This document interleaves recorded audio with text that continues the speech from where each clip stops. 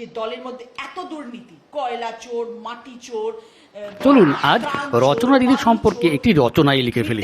কথায় বলে বন্যেরা বনে সুন্দর আর শিশুরা মাতৃ করে, কিন্তু এই ব্যাখ্যায় রচনা দিদির সঙ্গে কিন্তু একমত হতে পারছি না। কারণ রচনা দিদি ছিলেন অভিনেতা, তিনি এখন হতে গেলেন নেতা। তার মনে হয়েছে তার সহকর্মী আর 5 জন যদি নেতা হতে পারে অভিনেতা থেকে, তাহলে তিনিই বা কেন বাদ যাবেন। উনি চিরদিনই দিদি নাম্বার 1 হয়ে থাকতে চান। হঠাৎ তার মনে হলো তিনি মমতা দিদির উপরে উঠবেন।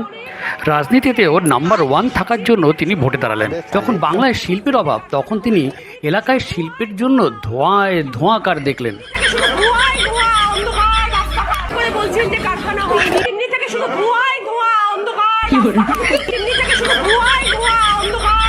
ভোটের পরেই তার তৃণমূলের দুর্নীতির কথা মাথায় এলো। চাকরি চুরি এই কথাটা তিনি যেন ভোটের পরেই শুনলেন। যাই হোক, এখন তিনি ভালো তৃণমূল।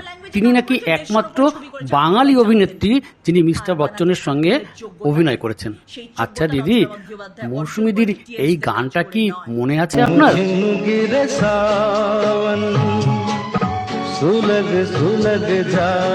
বা রাখি গুলজারের এই গানটি?